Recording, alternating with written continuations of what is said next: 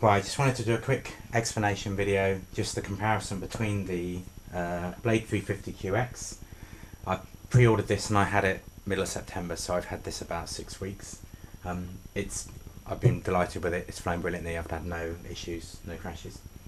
And the new DJI Phantom, this is the version 1.1.1, which is I believe the latest version. It has the Naza V2 flight controller.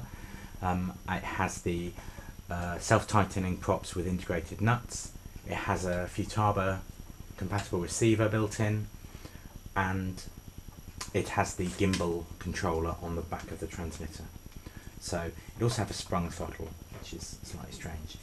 So start with out of the box. The 350QX is a bigger box and it comes literally as you see it now without the yellow foam. The props are fitted. You charge up the battery, you take it outside, you plug in the battery and then inside, and then when you go outside you can just flick an on switch, which I really like. It then seeks its GPS position and off you go flying, you're done. The Phantom came with an important notice saying that before you fly that you must plug into the computer, load the drivers and the software and do calibration. Also, it's not difficult. It unfortunately took me 3 attempts to install a driver on my PC. I don't know why that is. It didn't seem to like my front USB port, but I don't know whether that was a problem with my PC. Once I'd installed the driver, it was fine. The only issue I had was the first flight, it was not holding GPS position very well, and I've since realised that when you calibrate, you need the flight controller to be cold. So what you need to do is, well, what I found was that I left it overnight and I recalibrated this morning, and I just literally ran the software, powered up the Phantom, plugged in and calibrated immediately.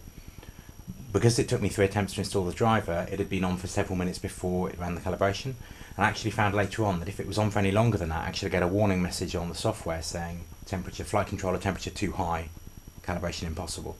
So clearly a cold calibration is best. And I found that when I tested this morning, after doing the cold calibration, the GPS hold is much better today, so I'm pleased with that. You also have to do a quick compass calibration where you you basically have to turn around and then hold the quad vertically and turn around again, just so it teaches it what the normal magnetic field is in the area you fly. You don't have to repeat that every time you fly, only if you move location. So it's a bit more fiddly to get started.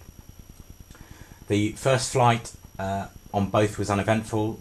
The QX was stunning on its first flight because it came out of the box and flew perfectly. The Phantom, because of a little bit of messing about, because of the cold calibration issue, it's not got the wow factor for me, but once I've got over those, it flew absolutely fine. One of the things I like about the Phantom, the reason I bought it was because the components inside are separate. So I can take this flight controller and I can put it onto another frame. I can adjust the gains to put it on a bigger quad. I can put it on a quad or a 6, a hex, or even an octo, an 8 in future. The motors I think are nicer quality than the Blade motors. The propellers, these self-tightening propellers, are absolutely amazing. You literally just remove them by spinning them off. Because they are threaded opposite ways, they cannot come off in flight. So to fit the prop, you put it on the right side and spin it on, and that's done. As it spins, it will self-tighten, so it can never fall off. It's a very elegant solution, and that is definitely nicer. However, the 350 props, I like that they're very low profile, they're very lightweight, which gives it the agility. So I understand completely why they've gone with that design. Because you have to plug in the Phantom to the software, you have to take the props off to do that safely. So the fact that you can flick these off really easily is brilliant, very well thought out. The other thing when you take it out of the box is that it's not assembled. The Phantom comes in parts, so the body comes out. You then have to install propellers, you have to screw on the landing skids. There's nowhere for these wires to go, the compass wire or the 2 aerial wires. They give you a little bit of fabric, it's like surgical fabric tape, which you're supposed to wrap around the leg here to tape it on, which is fine, but it looks untidy. The 350 has little slots to clip the compass wire into, so it looks fine, and it was all done at the factory, I didn't do any of that. So out of the box, the 350QX has the wow factor. It is cheaper, they're now the same price, but until the QX came out, The Phantom was 30% more expensive, so it's dropped price to compete, I think, but now it makes it a better value. Also, this new Phantom, which has the V2 Naza, means that you're getting a proper flight controller you can use for anything else. That was what made me want to buy it. It feels nicer, the quality of the plastic, it's an ABS type robust plastic, and it feels nice to hold.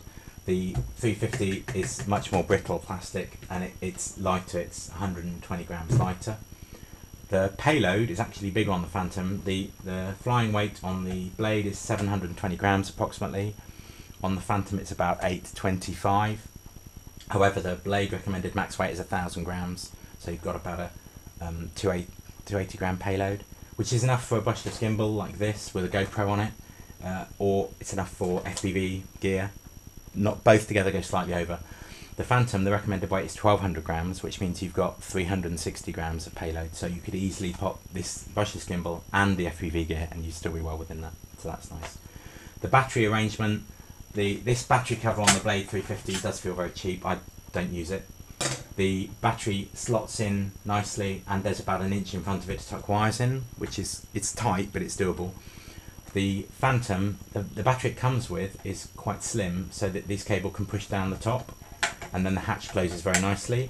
But if you want to use anyone else's battery, I've got the 40C Turnigy batteries, and they are slightly fatter, so the plug will not fit down the side. It jams against the circuit board, so that's as far as it will go in.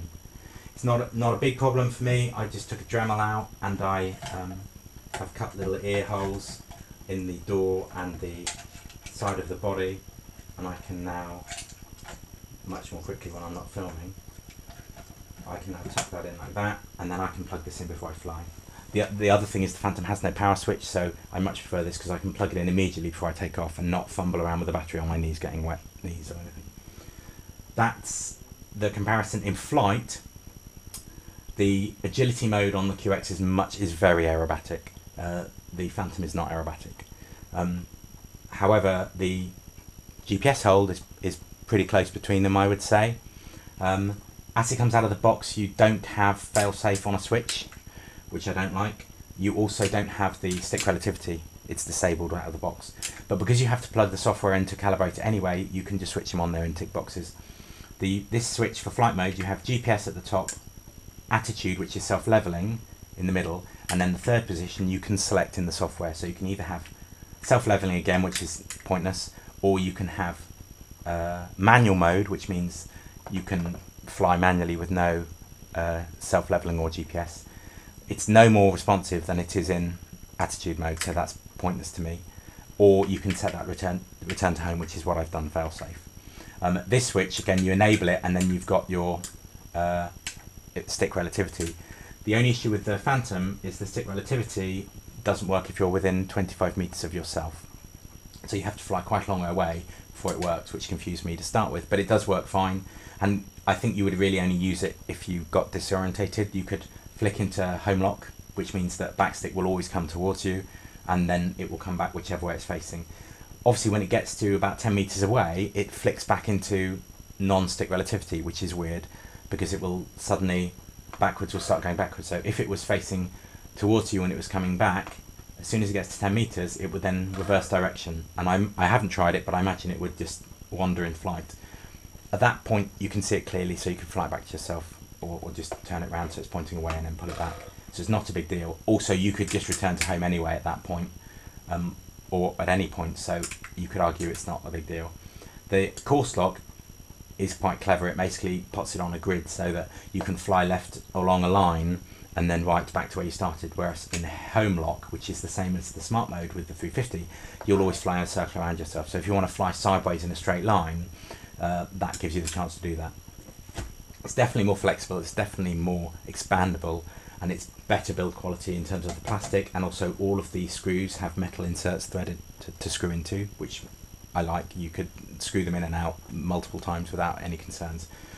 The Phantom, the QX is all self-tapping screws into plastic, so I think if you were unscrewing them a lot, that would be an issue.